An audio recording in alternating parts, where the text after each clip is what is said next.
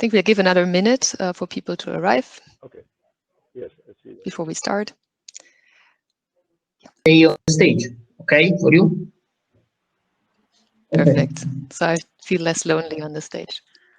Okay. I leave until it's my time. All right. Thanks. So good morning, everyone in the room. Speakers, organizers, participants. I guess people are still arriving, but I'm already very pleased to welcome everyone who is in the room to session 6C, titled Reallocating Space to Promote Active Travel and Create Better Places. So basically, we're not doing anything less than discussing the key factor of success to promote modal shift.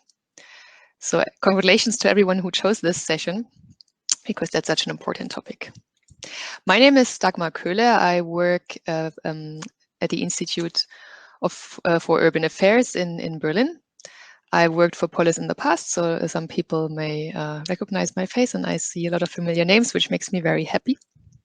And we'll have 5 fabulous speakers in this session that I will introduce in a bit.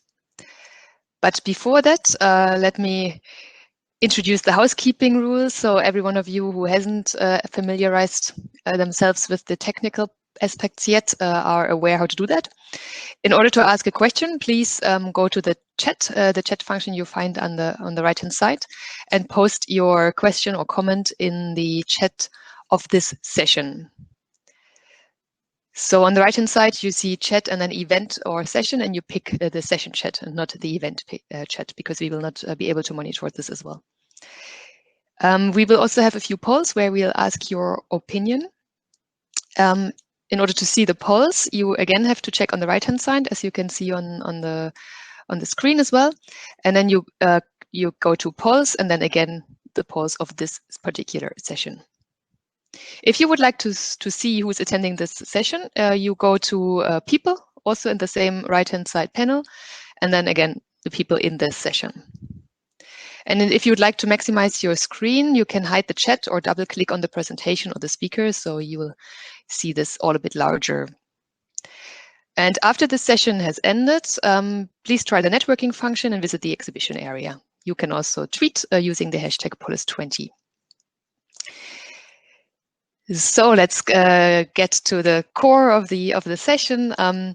We are talking about a key topic with reallocating space to promote active travel. And very recently, I've been moderating the German Cycling Conference, and there was a very interesting statement made by a wonderful young lady.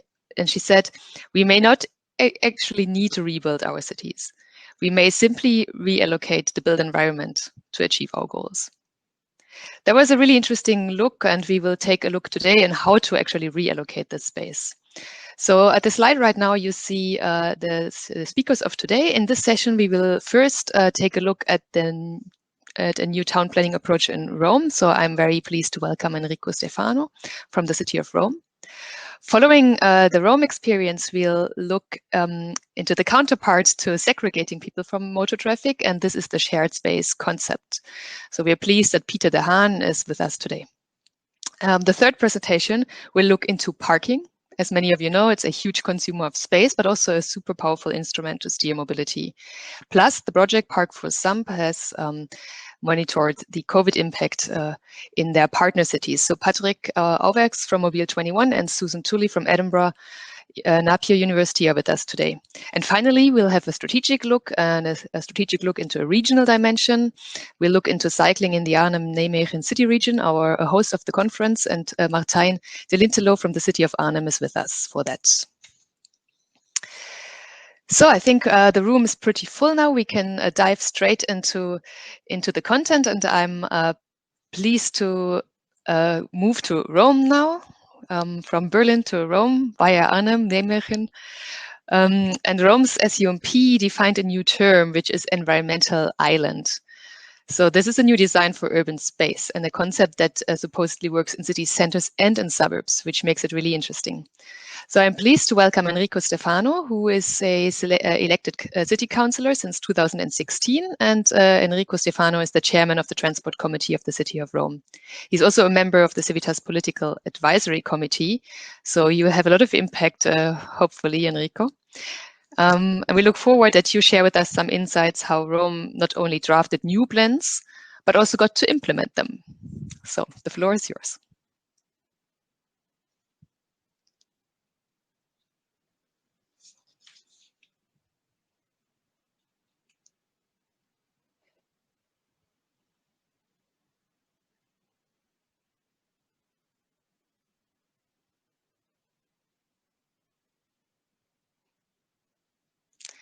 Yeah, Enrico is sharing his screen so we can see his presentation.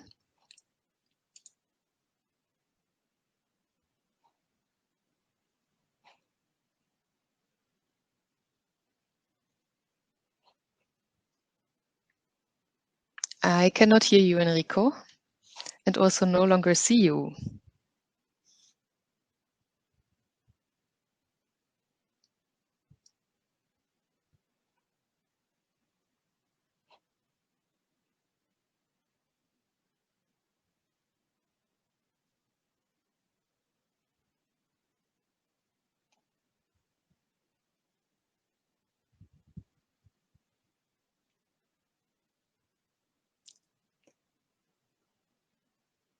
So Enrico, we can see your presentation now. I can no longer see you, and I can also not hear you.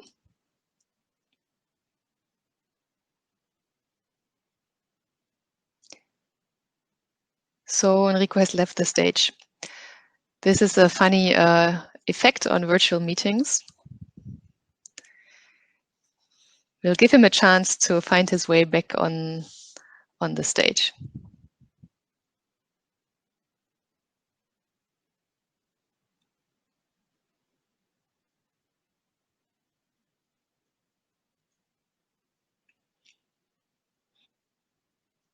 Enrico, are you there?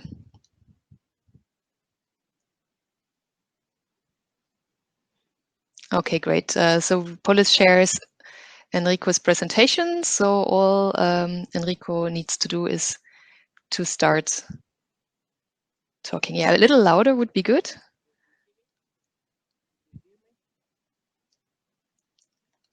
I cannot hear you properly, but I can see there is some connection.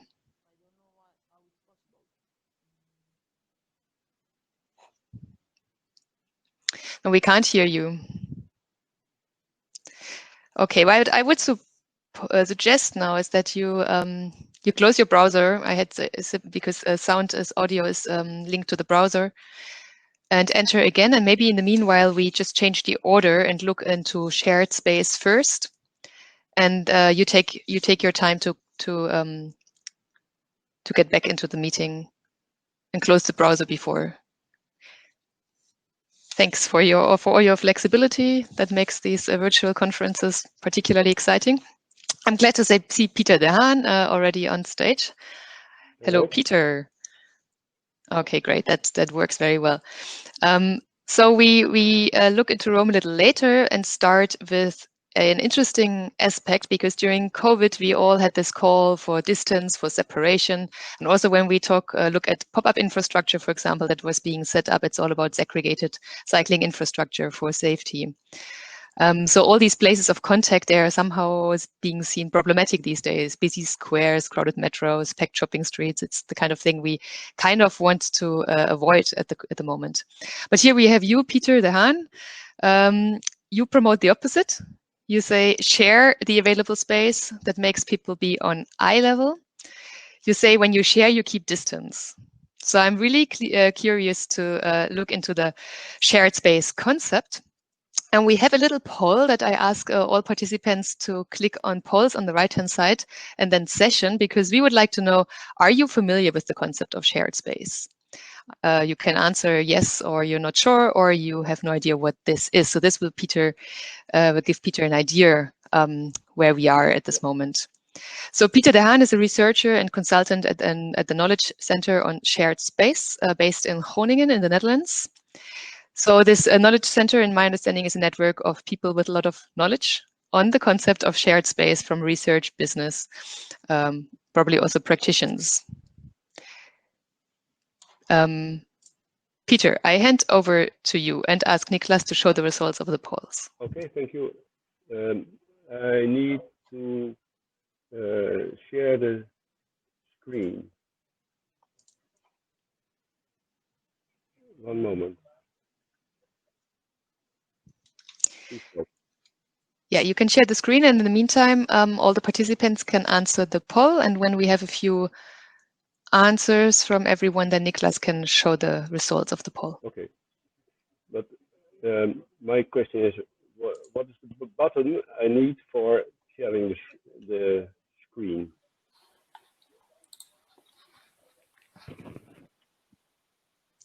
You click on the screen share icon on the bottom. Yes, I do.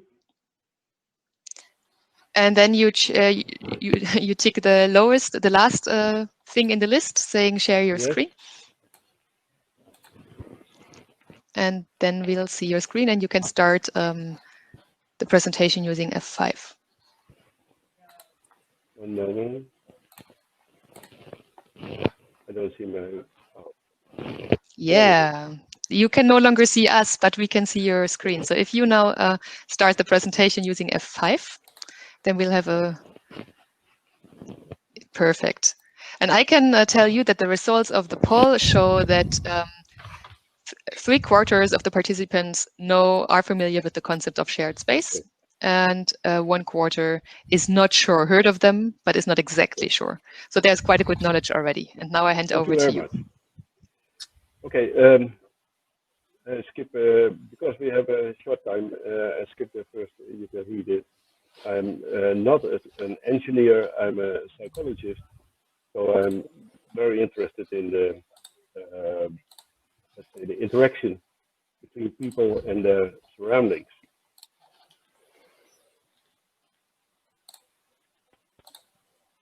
Now, I need to go to the next. Sorry.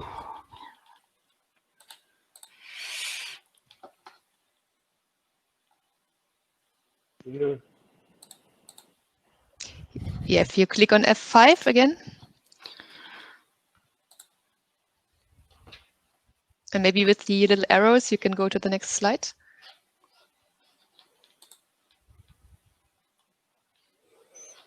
Perfect.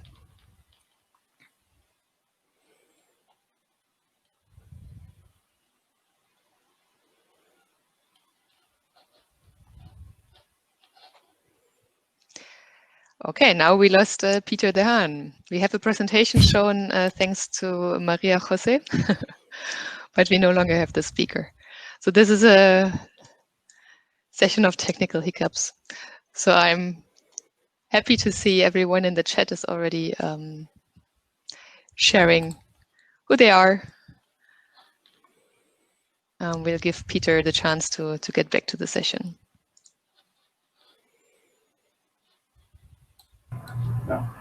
There I am. Okay. Okay, Peter, you can start the presentation. Maria Jose shared her screen. So you can always just indicate when it's time for the next slide. In this pictures, you see Times Square in London, and you see the evolution of this place from people walking on left above everywhere, and then slowly they are confined to sidewalks, and more cars are taking the place, and still, in my opinion, there are the same amount of people, but now on the places where they belong, according to the traffic engineers, in the buses, etc. And in the under right, you see the future as seen by the Buchanan in the 60s, how they thought the cities would be, yes, in the terms of this presentation, reallocated below traffic and shops above in the different levels. That was the idea of the 60s. Next slide.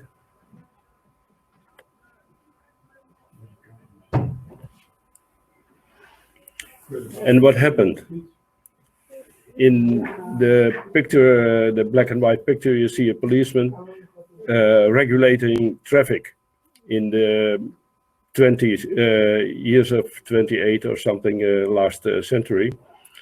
And there we see how it happens that below you see all the regulation, it more and more regulation.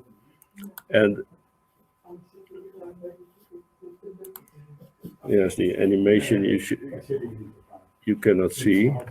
Oh yeah, rules and regulation, separation, legislation, more science, more control, more police, examination and testing. Everything happened until severe fines and penalties at the moment with cameras, etc. And where does this end? That was a starting position for us as shared space people thinking about our traffic situation. I should like to go to the next.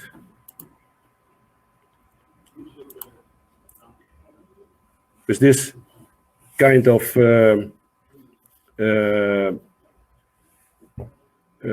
science and pollution of science in the world, some are a little bit ridiculous or humoristic.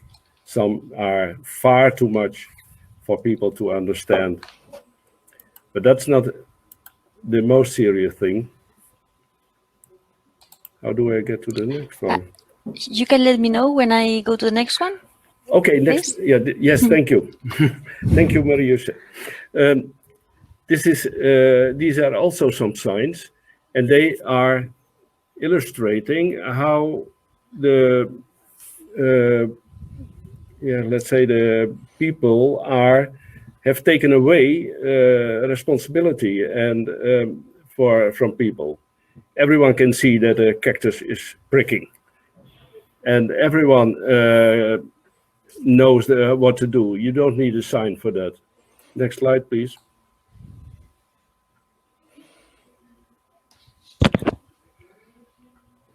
This is where we see that there are so many signs on one pole, 5, 6 sometimes, with lots of text. And as a psychologist, I know that it's not possible to even understand and not to act properly. Next slide, please. And we are sometimes, we can say we are at the end of what we can do with technology. We need a world that's more human, and a world or a public space that's more human than pure technology. Next.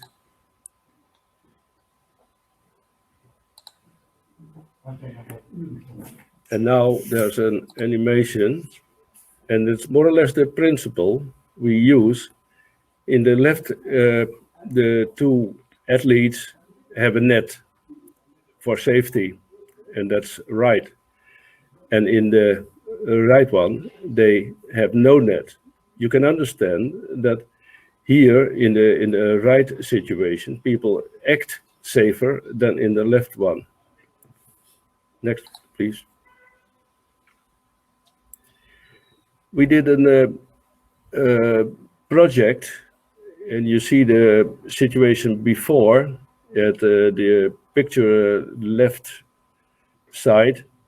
And it was a place with deadly accidents in a rural situation, high speeds. And the standard solution would be a roundabout or something like that. And together with the people from that place, the little village on both sides of this canal, they made a square, not a roundabout.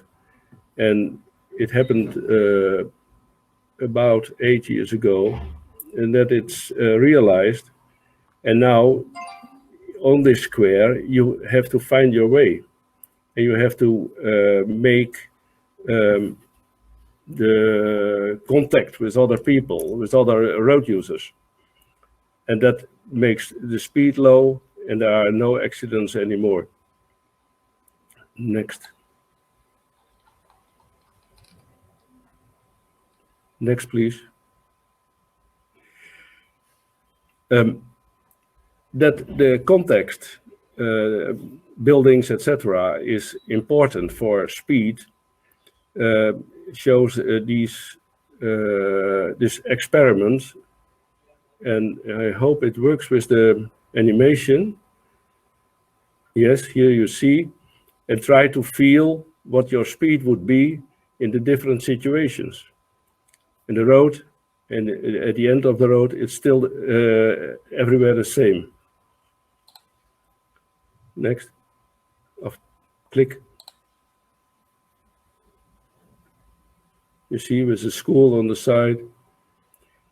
And what we found in this experiment was that the speeds people did in a simulator were much lower when there was more context, when there was more or less distance to the sides, and then the speeds were lower. Next. Here, a situation where we took away in the left above is the old situation, traditional with traffic lights, zebras, footpath, cycle path on both sides.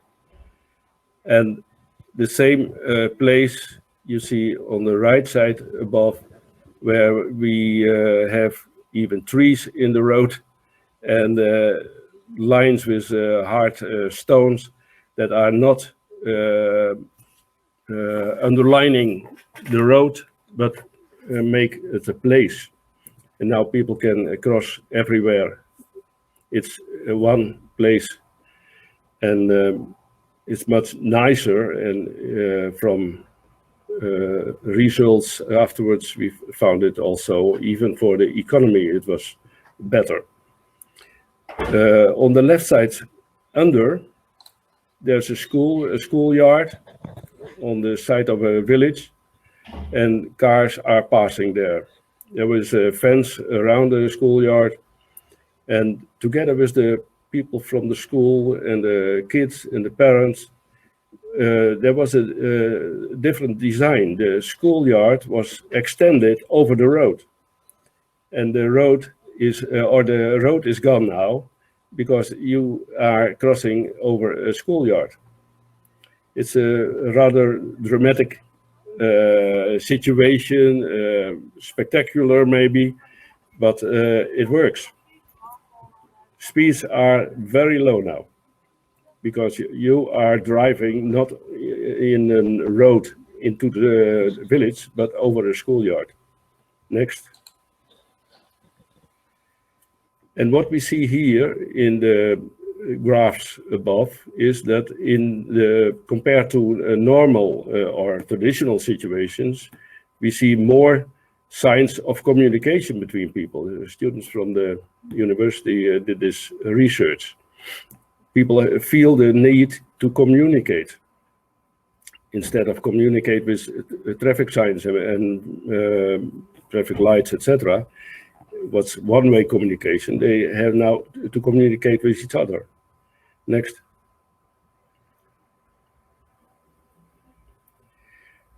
But you say, can you click on the left side? That's a little movie. Does it start? Yes.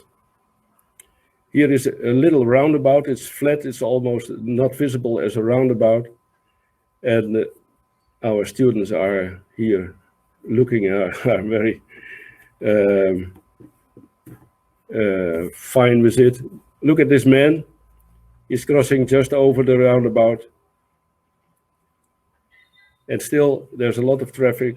There was a policeman or so, and he stood aside and did nothing because it was not necessary there to do anything.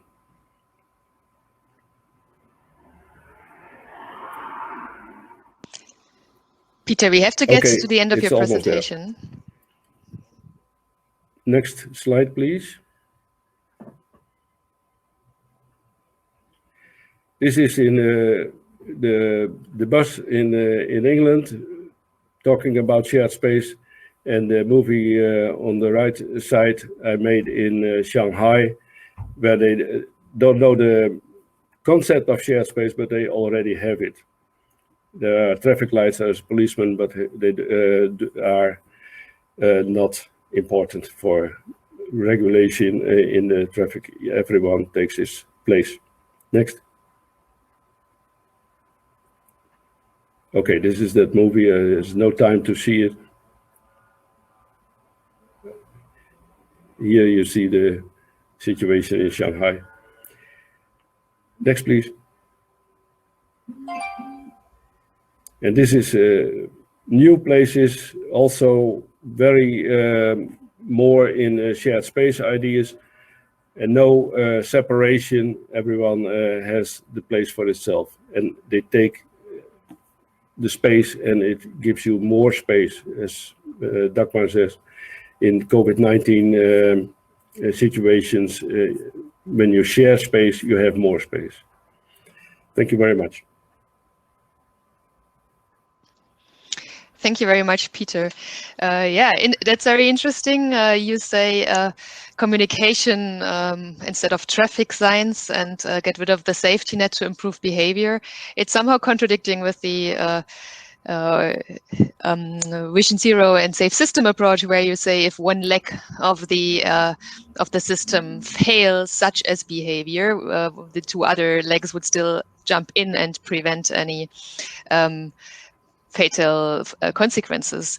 So it does rely a lot on behavior, and also the question that people communicate with each other in public spaces, but the moment the motor vehicles came in and prevented this personal contact, things started to no longer work, and all these traffic signs came in. So how do you see that concept work when there's motor vehicles involved? In our concept, motor vehicles are also involved, but they need to by design bring the speed back to you should harmonize speeds from cyclists and pedestrians.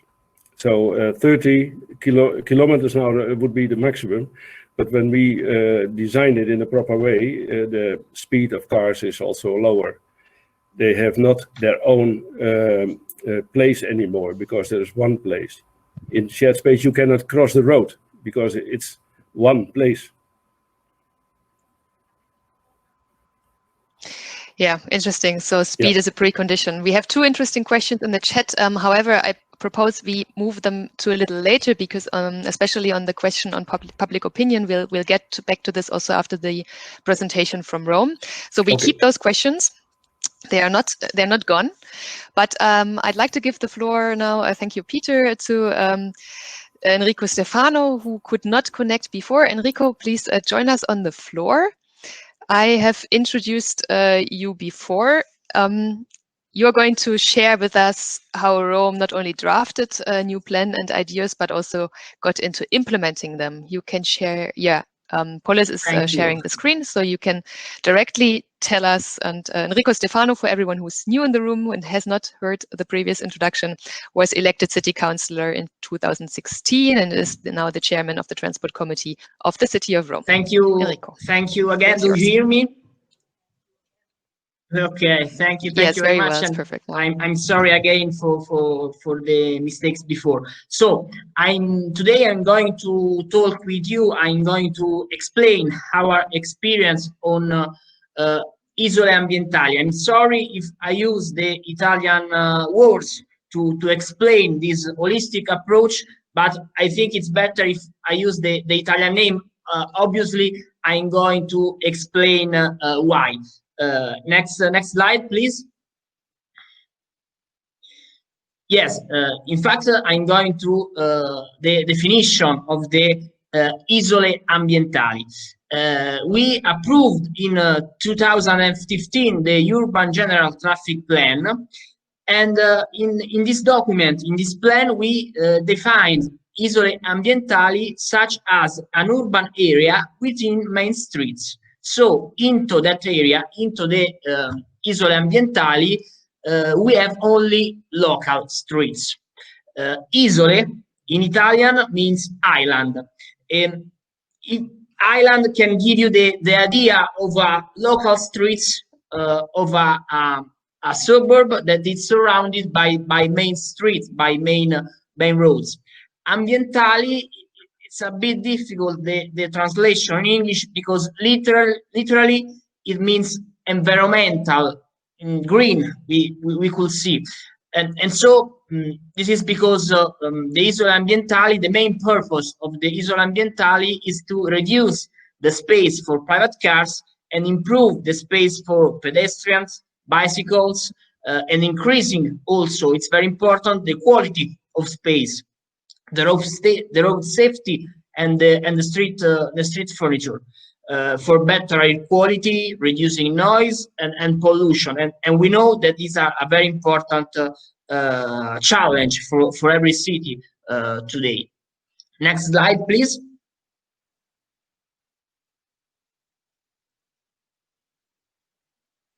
Next, please. Thank you very much. As I said at the beginning of my presentation, Isole Ambientali is we have an holistic approach when we build an Isole Ambientali. It's a pedestrian, so we in some roads we reduce the space for private cars, and we give the space to pedestrians. Also, we work on new street furniture to increase the quality of the space. Also, we can introduce a limited traffic zone to avoid traffic in the Isole Ambientali, new bike lane, or it's very important, bigger sidewalk to increase pedestrian or safer pedestrian crossing. But also, because as I said, I think it's very important, an holistic approach. Also, we can implement the space for car sharing or public transport, and also for freight delivery, that we know it's a very important things in these days. Next, please.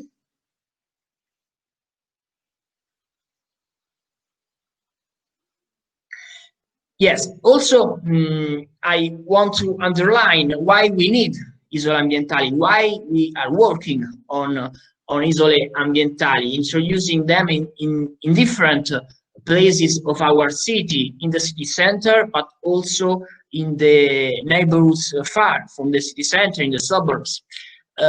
Maybe one of the most important things is road safety. In Rome, unfortunately, we still have several deaths and injuries every year, due in particular to high speeds and a huge number of private cars. So the main purpose in the Isole Ambientali is to reduce the speed and the number of the private cars, promoting different ways to such as bicycles or also public transport. Also linked to these topics is the high quality. Sometimes we have a problem with air quality, and for the same reasons, reducing traffic and congestions means a better air quality and saving lives. But also there are another important topics that I want to underline. Social life, increasing, as I always said when I talk with my citizens, when I try to explain the importance of Isole Ambientali, is social life, increasing the space for citizens and pedestrians, reducing the space for cars, means more opportunity of talking, relaxing, enjoying children's playing in the streets. That is something that's very, very important, I think. Also, another approach that I want to underline is for the economy. As I said, always more people on the streets walking, for example, means a boost of local shop, more time to observe goods and shops without stress, without noise, without the stress of the parking. Next, please.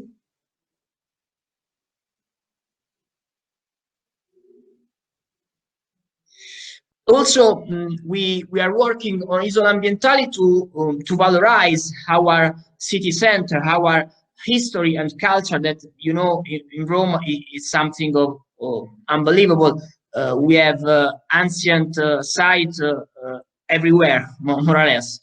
For example, we are realizing an Isole Ambientali that I'm going to show you in the next slide, very close to the Colosseum, because this is a very an opportunity to rediscover the beauty and the most important archaeological site of our city. We can encourage citizens to live and enjoy walking or cycling, also to see our beautiful city and our beautiful archaeological and cultural site. Next, please. As I said at the beginning, in 2015, we approved the General Traffic Urban Plan. Then, in last year, in 2019, we approved the SAMP. Our SAMP, Sustainable Urban Mobility Plan, is as an holistic approach to different topics of sustainable mobility, such as public transport, cycling mobility, pedestrian mobility, sharing mobility, road safety, city logistics, new infrastructure, and so on and so.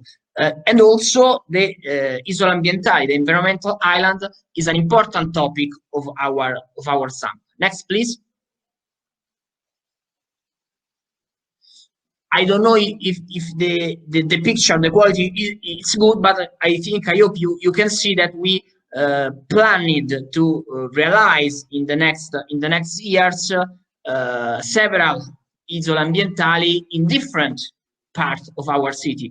As I said before, it's very important to realize Isole Ambientali in the city center, but also in different neighborhoods, in different suburbs. Next, please. As you can see, we have a very long list, and we are working hard to achieve this the highest number of Isole Ambientali realized in the next year. Now, in the next slide, I'm going to show you some examples of Isole Ambientali. This is Rione Monti. It's very close to the Colosseum, as I said before. This is the Rione Monti today, and in the next slide, you can see how we change totally the space and improving the space for pedestrians, for example. That is a very important issue. Next, please.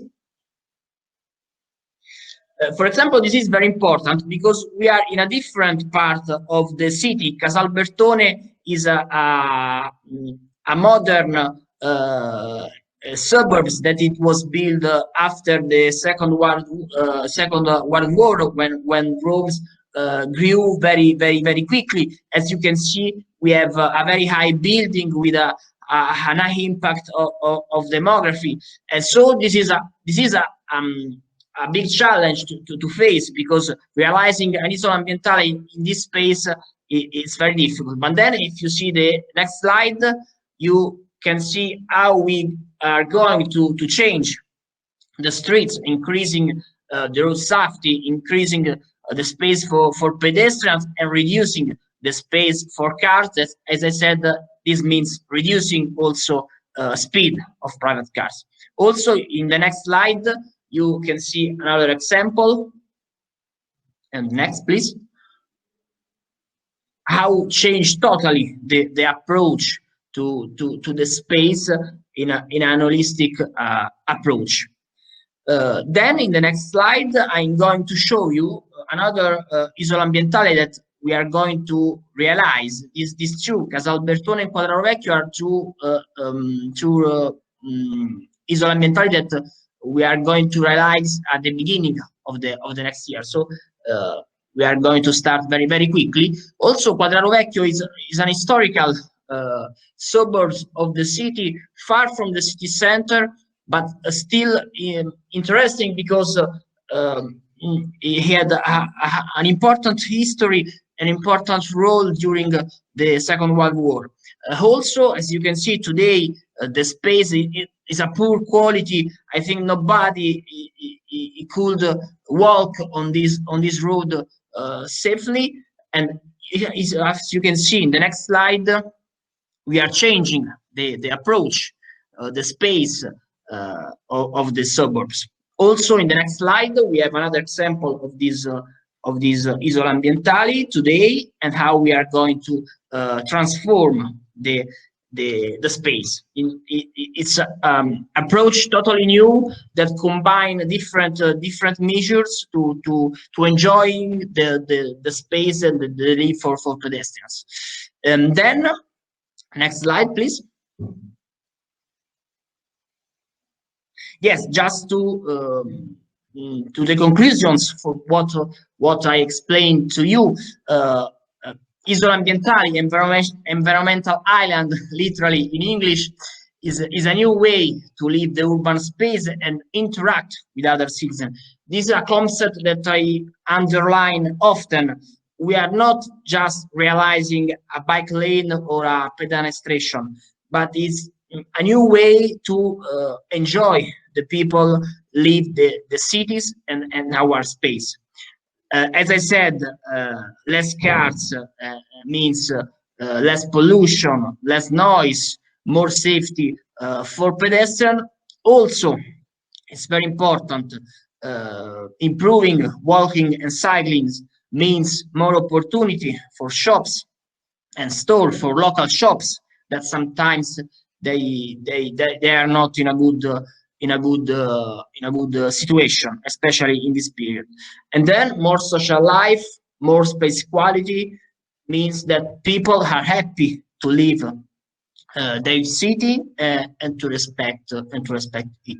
So that's all. I hope you find interesting my presentation and my example. These are my email and other address. You can send me if you need more information or more pictures, or I'm totally I can answer very, very, very happy. Thank you again, and sorry for the problem. Thank you very much, Enrico, for this very plastic presentation, very visual. We are in the chat and also with these two presentations on shared space versus the Rome experience. We are in the middle of a discussion on segregated space allocation versus a shared space. This is so interesting. We'll keep this part of the discussion for our concluding part of the session, where we'll have time to discuss with all panelists. But we take two questions for Enrico right now. So please stay with us on stage, Enrico, and Maria Jose has the questions from the so chat. there's one question for Enrico from Pasquale Cancellara. He says that he likes the Isole Ambientali concept, but however, the term Isole could be misinterpreted. Could this be seen as another type of segregation for active models and livability? What would you say? No, because we, as I show in the sample, in the Sustainable Urban Mobility Plan, we are going to realize a network of Isole Ambientali. And also, it's very important, we started realizing Isole Ambientali near a connection to the public transport, for example, an underground station or a railway station. So I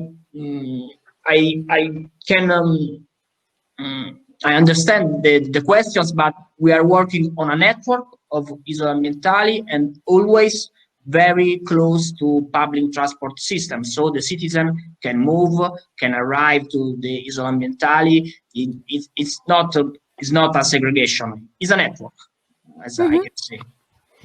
Okay, thank you very much, Enrico. And there's another specific question for Peter. It's from Susan Anderson. She says, have you seen differences in how shared space works based on flows, distribution between pedestrian, cyclists, public transport, and car traffic? Oh, okay. I think Peter is not on stage now. We should focus on the questions to Enrico and keep the shared space versus segregation for the end of the session. Okay, yes, I'm here now. Well, What you like? as you want. Okay, I can be quite short on this question. We are learning. Shared space is a rather new concept. It slowly finds its way, and we have no definition. It's not a standard solution. It's always more tailor-made for the place where you are, together with the users. And slowly we find out that the flow can be more than we first thought. We were on quiet places, but now we have a shared space behind the central station of Amsterdam, and that's very busy, and still it works. So 20,000 per day is not a problem. Okay, thank you very much. And as Dagmar said, we'll leave the questions related to public opinion and to shared versus segregated for the discussion. Thank you very much.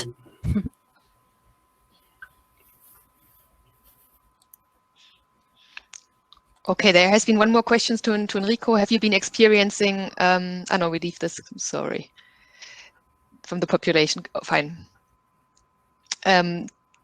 The open question is from Joachim Schneider. Do you offer more attraction for pedestrians, cyclists, and also individual cars?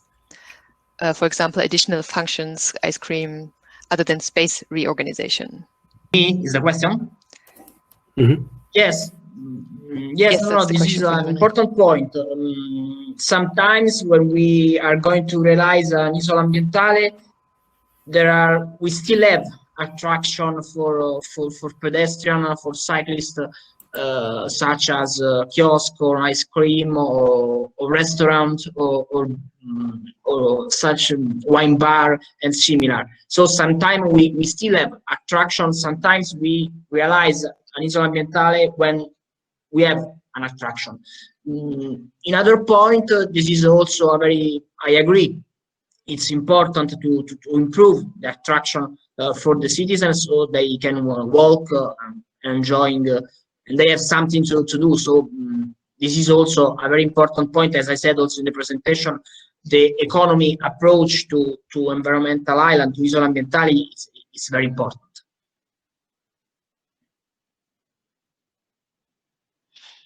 Okay, thank you very much. We are a little late on time, so we'll move further because we have interesting insights to expect now on the topic of parking. One of the most powerful instruments when it comes to manage individual car use, but of course there is also a safety implication. For example, in Germany, 1 in 5 bike crashes involve parked cars in one way or the other, either through dooring or through a vision problem that they are parked too close to intersections, for example. So to master the instrument, it's probably a good idea to have a strategic plan. So I'm really glad we can welcome the EU-funded Park for Some project that also conducted a COVID-19 study in its 16 partner cities, and we'll hear a little later what these cities have been doing. And in order to compare our audience and these Park for Some cities, there is another poll online now.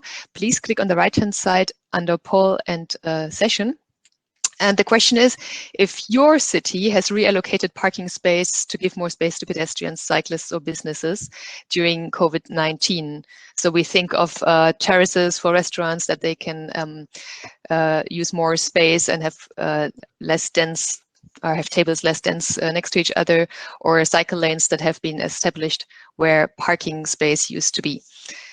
So while you think about that, if in your city this has been the case, I'm pleased to introduce our 2 speakers on the topic. We have Susan Tully. She is a transport researcher at Edinburgh Napier University with a particular research interest in active travel and road safety. And we welcome Patrick Auwerx, the project leader at Mobiel 21. That's a Belgian-Flemish NGO. His expertise is in mobility management, SUMP, and cycling policy. Both work on the Park for Some project. Susan is the evaluation manager and Patrick the project coordinator. And we can, Thank you, Patrick the Dagmar, floor first. and thank you all for joining this session. So delighted to present a little bit about Park for Some. So I try to keep it short and just introduce Park for Some in some 4 slides. To begin with, next slide, please. This is a very well-known story, and it's been told previously by Donald Shoup, a famous parking professor, which used to say that cars, in fact, are parked for 59% of the time, and hereby also consuming some 40 square meter of space. This is equal, you can imagine, to a daily average of 3 places we all consume. We need at home, at work, and a third location, often also when we go visiting a city for shopping or other services. But these places, they become privatized public spaces, and they're also often heavily subsidized. Dutch research found out that every car per year is subsidized for 150 euros, which is really a lot.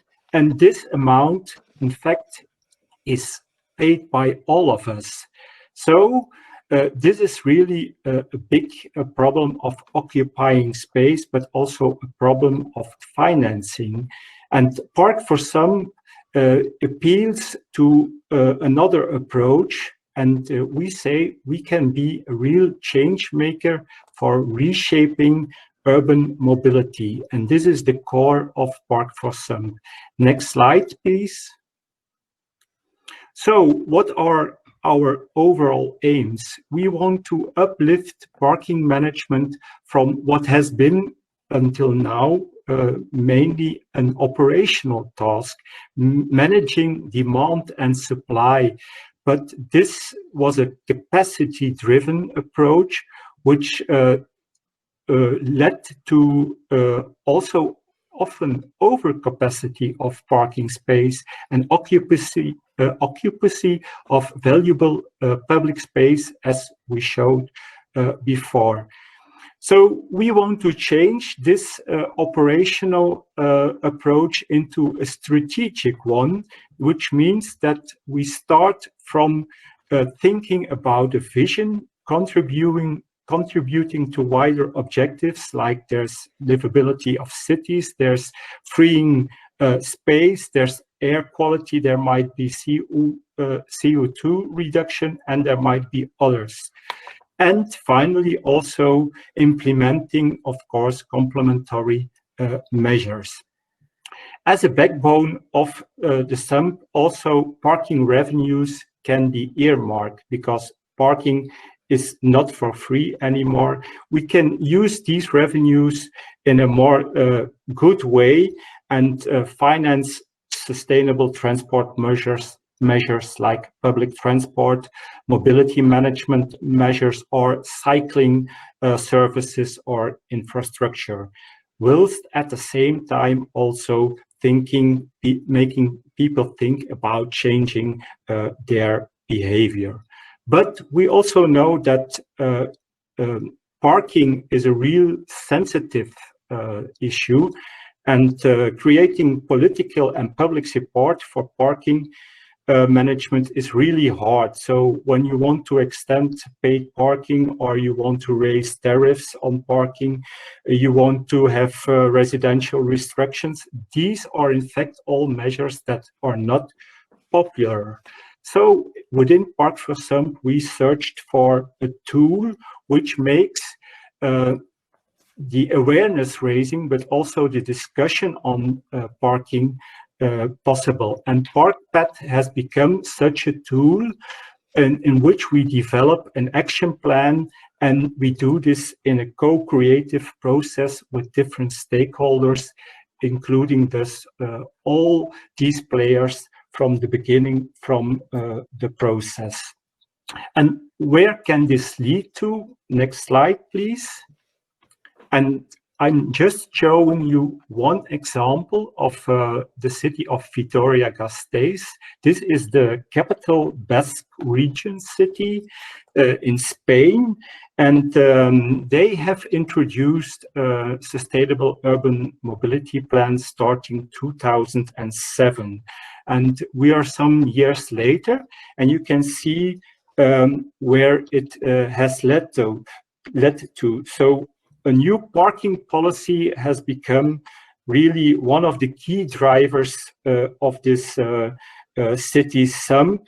And at the heart of this SUMP are objectives as discouraging car use, whilst also improving public transport and promoting walking and cycling. So at the left side, you see this image of a street, a main street, which is full of cars, both driving and parked. And then we come to this new situation where there's public transport, where there's a public space for pedestrians, where there's wide bike lanes. And this is the new situation. And Vitoria-Gasteiz is continuing in this way, but probably also my next speaker and colleague, Susan, can tell you more about some cities. Susan, the floor is yours. Okay, thank you, Patrick. Yes, so Vitoria-Gasteiz was one of our cities, it was one of our leading cities, and they had plans in place for further parking management measures along with our other partner cities, and they were all in place until COVID struck. So next slide, please. When COVID struck in March, we were aware that all of our cities were being impacted to some degree or another. So we decided at that stage that we would contact all of our cities to find out what impact they felt it would have on their project objectives, but also on mobility in their cities in general. So we did this through a questionnaire, and we also ran some online sessions to allow the cities to share the experiences that they'd had to date. Okay, next slide, please. Okay, so the immediate direct project impacts that our partners were reporting were largely around the demand for parking and also changes to how they were managing their regulated parking. Half of the cities in the project had introduced changes, often suspending all of the paid parking in their cities and the associated enforcement. This was in excess of 50 days in some cases and had a significant impact in revenue along with the reduced demand overall. This is particularly significant where this revenue was already directly earmarked for sustainable mobility. Next slide, please. We also asked our project partners to consider what they expected to happen in the medium term and what initiatives that they would put in place. We could already see examples in cities like Milan and Berlin that were introducing pop-up bike lanes, and a lot of our partner cities thought that they would follow suit and introduce these. Some partners felt that free parking might continue as public transport was being discouraged and was running at reduced capacity, so that would help to support mobility, although not in a sustainable way. The final expectation was around an increase in public space being made available, either through complete pedestrianisation of streets or through suspending parking spaces to allow more room for people to move or for businesses to operate, such as through extended restaurant and cafe terraces. So that was in April, and we then engaged our partners again in November to find out what had actually happened. Next slide, please.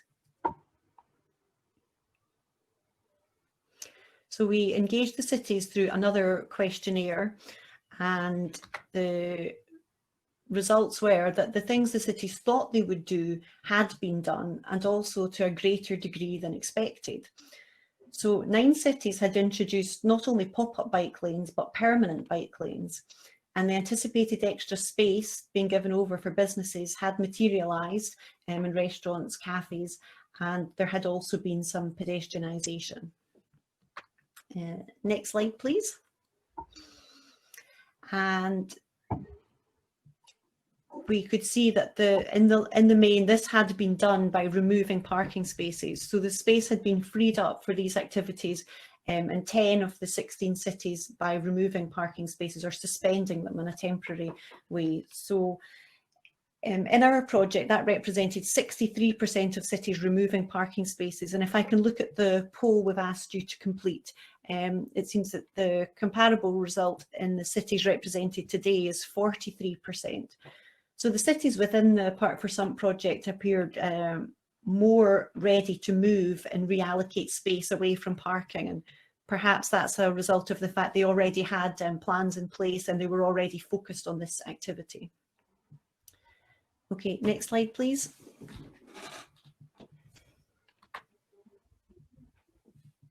Okay, so what does reallocation of space actually look like? Well, in Rotterdam, space has been reallocated to commercial ventures to help with social distancing. And although this mostly applies to cafes and restaurants and the sort of terraces that we can see here, it's also been possible for shops and services to extend their space. And there's examples of barber shops using what was previously a parking space to cut customers' hair.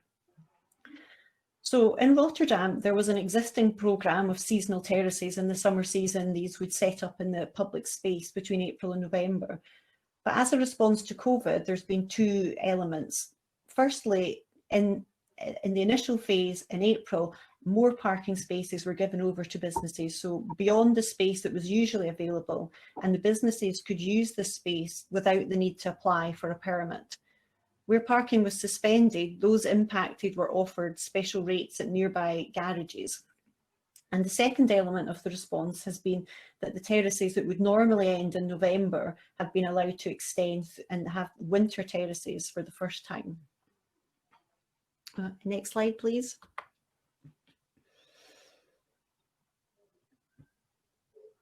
Okay.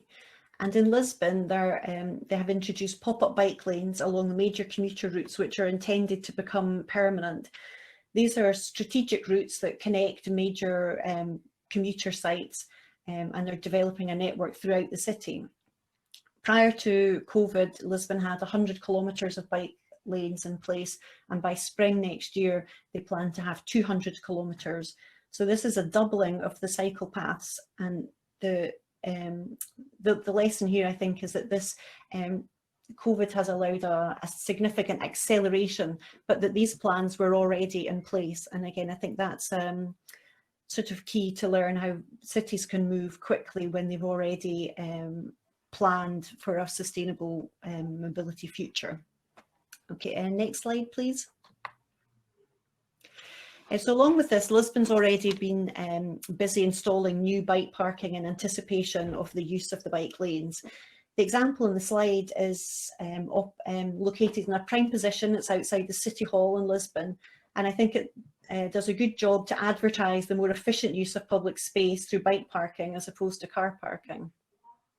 But alongside the infrastructure, Lisbon's also made a fund available to assist with the purchase of bikes, cargo bikes and e-bikes. So there's a whole package of measures designed to support a transition to a higher mode share of cycling. But pedestrians are being catered for too. They have a programme that translates into English as The Street is Yours, with plans for pedestrianisation or an increase in pedestrian space in 100 streets. And COVID again has provided the impetus and the momentum to speed up those changes that had already been planned for. So will this translate to permanent change? Will it result in more active travel in Lisbon and in our other cities? Well, 9 of our cities reported that they were introducing permanent bike lanes, so you would hope so. But the question remains, if you build it, will they come? Next slide, please.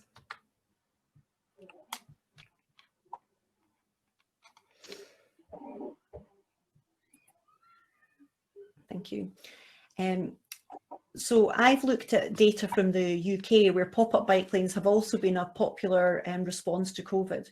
And unfortunately, that shows that despite an initial surge in bike use during the initial lockdown, that bike use has already dropped back to baseline levels. And that's combined with car use increasing to almost pre-COVID levels. We've also had a look at TomTom congestion data for our cities. And some of the cities have worse congestion already than in 2019. So there are some suggestions that, you know, we might not be transitioning smoothly to an improved sustainable mobility situation. However, we don't have the complete picture. We don't have any data around pedestrianisation. We don't know what trips are still being suppressed with ongoing travel restrictions. So the long-term impacts are still very uncertain. However, I'd like to finish on a positive note, and what we can say is that COVID has accelerated measures to reallocate space away from parking, sometimes on a temporary tactical basis, but often on introducing permanent change. The changes that we have seen here are in line with the Park for Some objectives of our project, but what the cities are delivering is beyond what was expected for many of them in this area. And finally, as part of our November engagement with the cities, we asked them what they thought the future would be. And in the whole, our cities remain incredibly positive about their ability to deliver their strategic parking measures and integrate them into their SUMP. Okay. Thank you very much, Susan and Patrick. Very interesting, very fascinating insights into the real data and also the question of taking the window of opportunity versus having a strategic approach and where the resources go. I suggest we keep the discussion on the matter for our discussion in order to have some time for that. We'll proceed to the fourth and final presentation of the day. Let's be disciplined. Let's stick to the 8 minutes. Martijn J, Lintelo, I'm happy to welcome you on stage from the host city region. We're going to look into a regional approach, and one of the questions I'm receiving very often back here in Berlin is walking and cycling a thing for cities only? What about suburban regional dimensions, where there's less density, where commutes are longer? So I'm very pleased to have Martijn J Lintelo here, who will talk about the new regional strategy in Arnhem-Nijmegen City Region to promote modal shift from car use to cycling for 10 to 15 kilometer distances, something many of us can only dream about. Martijn, you're a senior policy advisor on urban mobility at the municipality of Arnhem, and your job is to get into the next phase of the regional cycling thank you, Dagmar. network development. Welcome everybody to this session. I also would like to say we would have loved to see you in person in the Arnhem-Nijmegen region, but you probably know that already. Well, this is the second best. We're going to make a presentation, and maybe later we can meet again, but then in person. So my presentation is called Re-firing Cycling. It's about a new ambition and action on cycling in the Arnhem-Nijmegen City Region. It's a story about how we organized ourselves in the region after Fellow City 2017, when there was no regional government anymore, and we searched and found a new form of collaboration between 18 municipalities in the 4th urban region or area in the Netherlands. It's also a story what we organized to accommodate the existing cycling ambition, where we started and where we are now. Please, next. Next slide, please. Yes.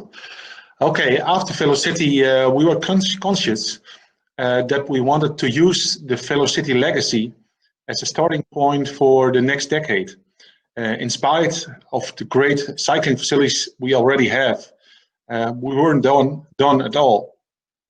At first, the left picture is about growth. Arnhem-Nijmegen is one of the growing areas in the Dutch national context. And Arnhem-Nijmegen is at the right side with the yellow line around it. So there's also a lot about congestion levels. There's an immense urge to build more homes, 35,000 to 60,000 in the upcoming era. And that means a heavily intensified urban area, more people living within the same city boundaries. It's also about starting point that there's no extra space, road space for car mobility. The road capacity should be as it is at the moment. And the need to get more people cycling is clear. There's lots of chances And it's also an important provincial goal. Province of Gelderland, where we're part of, they want to have 35% of all trips cycling in 2030. So there's a lot of work to do to get that done. Next, please. So the same area and no regional government, what to do? In 2015, regional governments in the Netherlands were abandoned for political reasons. But our mobility problems didn't vanish by itself, of course. So we had to find new ways to collaborate together as good neighbors. We found collective ambition towards cycling immediately. And to create this regional ambition, we formed the so-called Cycling Front Group, consisting of six representatives from different municipalities. And in the picture, you see the 6 red dots, which represent the municipalities which are part of the Cycling Front Group, and which we use to make new policy and check it, and collegial advice, and of course to get the essential political support. Next, please.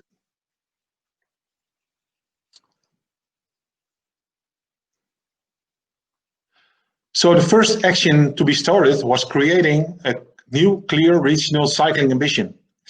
The last one was from 2010, when the city region was still in place, so almost 8 years old.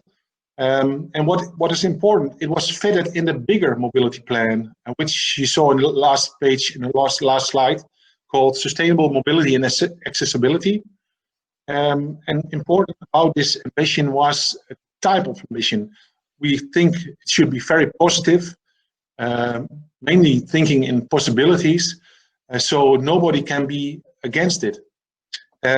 What also was important, it wasn't a thick report, but should be easy to read and cut to the chase. The cycling pyramid at the right side was introduced, giving clear priority to projects.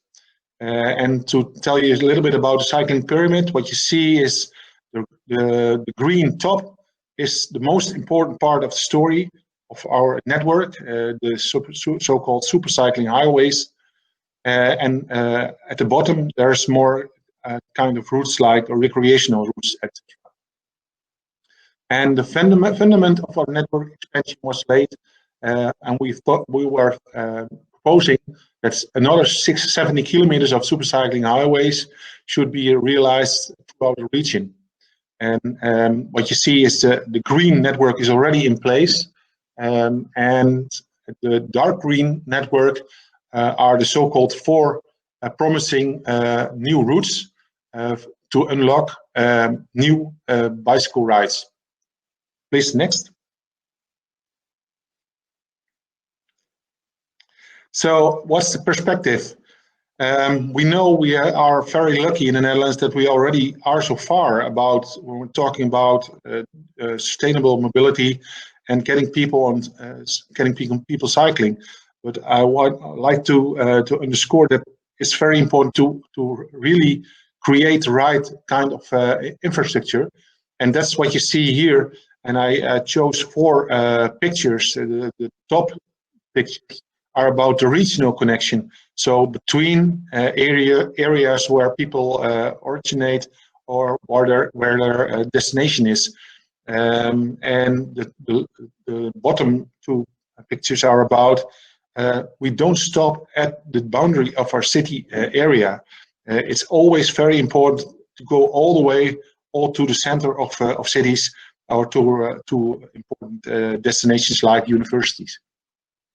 What we also see in this picture is we're not doing it only for commuters. It's also for to build safe cycling routes for children, school children. But also at the right side bottom, when you want to go to the downtown area to have a drink on one of the terraces, you can use this nice bicycle route to go from your dwelling towards the city center. Next.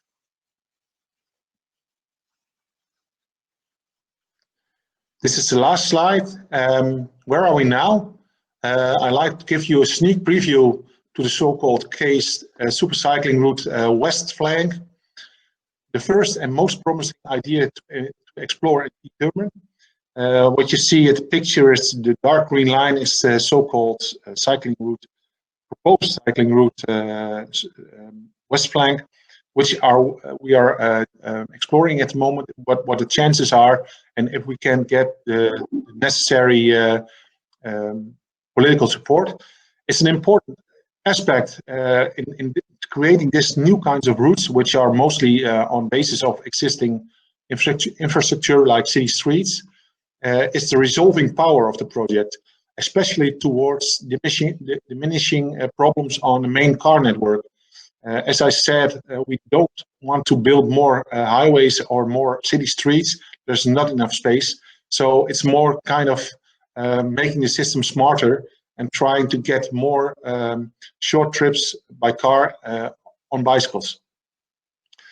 So every car driver that changes is needed, and the other option, extra road capacity, is costly, not desirable, and also ineffective because it's not adaptable inside our urban ideas. As you can see, the blue line is at the right side, the blue line is very close to the red line, and the red line is the main highway between Arnhem and Nijmegen, the two main areas, destinations in this region. And the catchment area of this blue line is enormous. So a lot of people will start using it, do we think, and they don't need the car anymore to go to many destinations which are mostly on short distance. So you also need very attractive feeder lines, and that are the blue arrows. So in the coming period, this has to be sorted out if this really can work and if we can get the support. So at the end, closing remark, we have seen enormous growth of usage of the supercycling highways in our region of Arnhem-Nijmegen for the last 10 years. Growth numbers of 20% of more per year were pretty normal the last 10 years. So it absolutely works. People really start to bike, and this lever is a very important part of the behavioral change we need. And we heard about last Monday, people are willing to bike and they need rewards or gains, but they also need a proper environment to support them. And that's the network of supercycling highways. Thank you.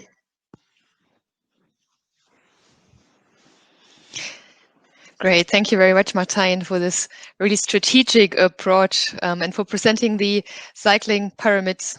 In between, for a second I was wondering if I heard a cycling permit, but I'm glad it's you don't need a cycling permit in the Netherlands, but you have a pyramid.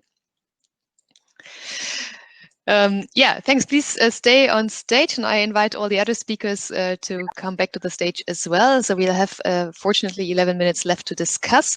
We heard a lot about strategies versus taking a window of opportunity, as we had with COVID-19. We had touched upon public opinion issues. We have had the topic of segregated infrastructure and design versus shared space. So we have a lot of food and material to discuss. So the question is, how do we get there? What do we want when we reallocate space? And I'd like to first take up questions that came earlier in the chat on the matter of public opinion. And there are questions to Enrico Stefano, you are there, Enrico Stefano, of course, and also to Pieter de Haan. First, Enrico, so you did have to overcome protests in Rome. And there has been a question also, have you been experiences concerning access difficulties and car parking suppression? Yes, thank you, because how did you it's a very interesting question. I have to be honest, we have often problem hard reaction from population when we try to transform our space, our city. Important challenge to face. Yes, often we have reaction, and the most important way to react to the reaction, sorry for this, It's to explain, motivate what we are doing, why we are doing, what are the benefits. I have to say that step by step, a part of population agree and understand what we are doing.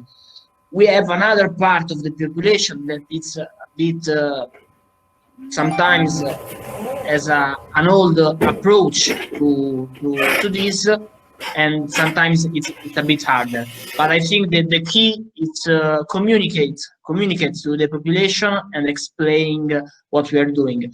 Also about the car park, sometimes it's a problem in Rome, also because we have too much space for the private cars on the streets, on the roads. Also, we have free park more or less everywhere. We are starting to reduce it, but it's a very, very long path. But I think the important is to start and to be concentrated to the target.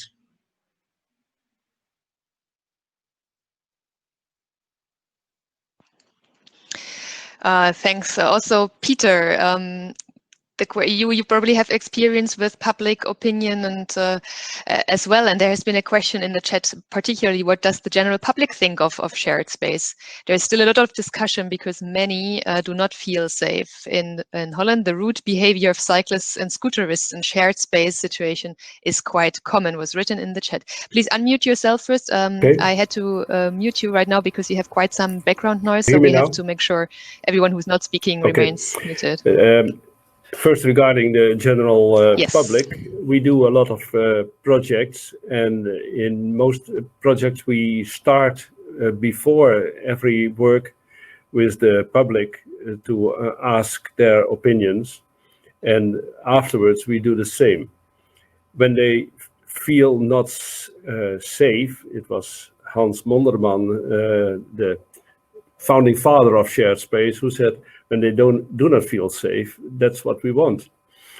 You remember the athletes, because when people do not feel safe, they act safe. That's what we want. I had one picture of people ignoring at the zebras the red lights because they decide for themselves. And that's what we see. So in general, people like the design. They don't feel all, not everyone, but some report they do not feel safe. But the objective numbers of accidents are very low in shared space, much lower than in the traditional design. We can now already say after 15 years that shared space makes it also safer. The other point, the rude behavior. We know this, what they mean, the rude behavior of cyclists, and I also saw the problem of pedelecs, higher speed cyclists, is indeed a problem. What we want is to bring speeds back, and you can bring speed back on in urban situations, in towns, and but when it's one function, only going from A to B, we have no ambition to make it shared space. Only when there are in this place more functions, like shops, like schools, like libraries, etc., then you can think of shared space. But when it's only moving from A to B, then we don't use shared space.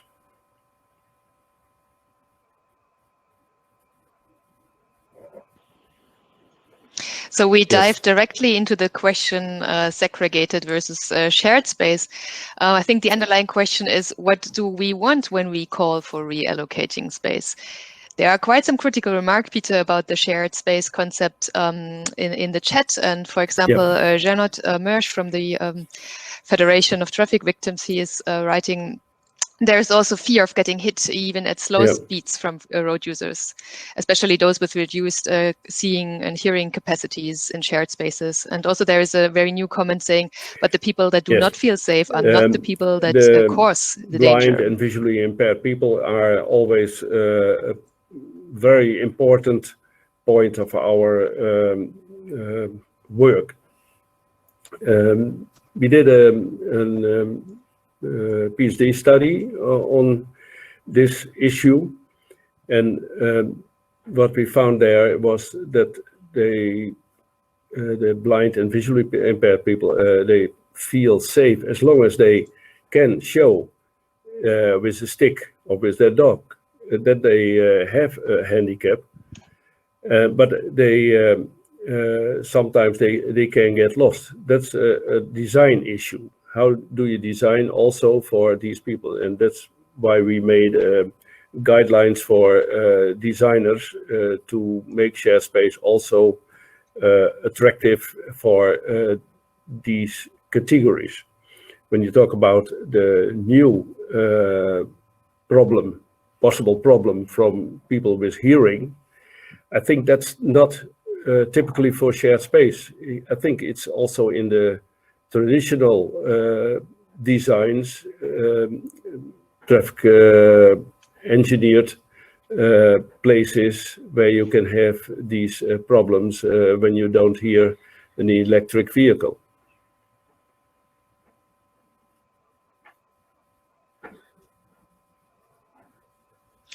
I'd also like to invite Martijn to comment on the topic, even though you've been working on the strategic cycle network and the shared space aspect is maybe not been on the forefront of your agenda, but we did have comments in the chat arguing that, for example, in Berlin, cycling activists demand much more protecting cycling infrastructure, referring to the fast experience in the Netherlands with protected intersections, protected bike lanes, etc.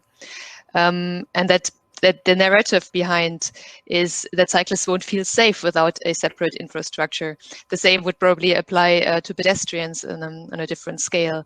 So that the idea of segregation as opposed to the concept of sharing space, how do you reconcile those objectives in the Netherlands?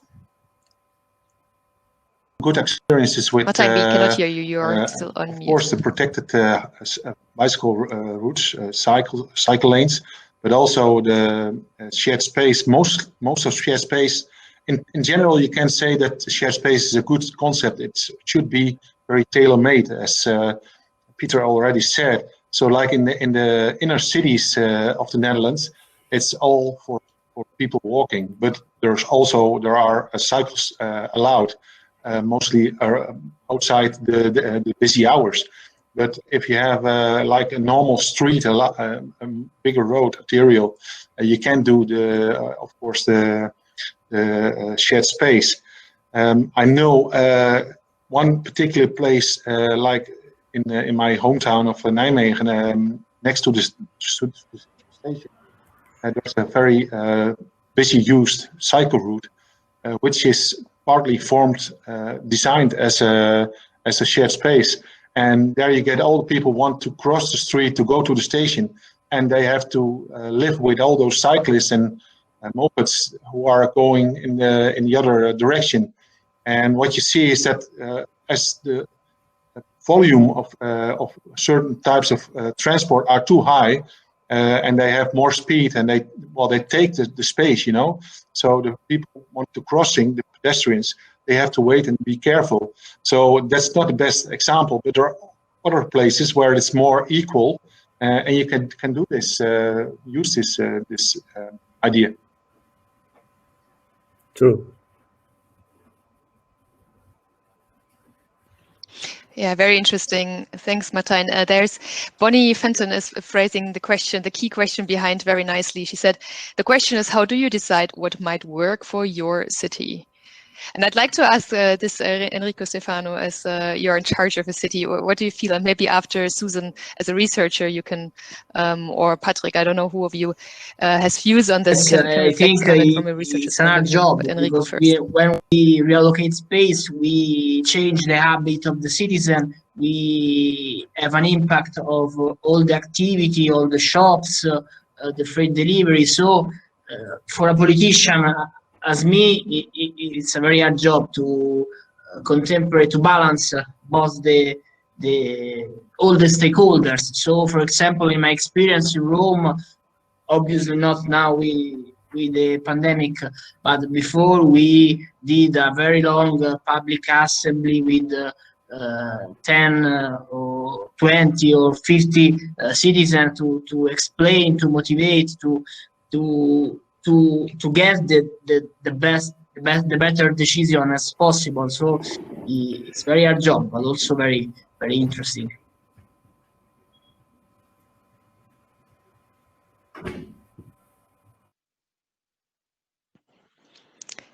Susan,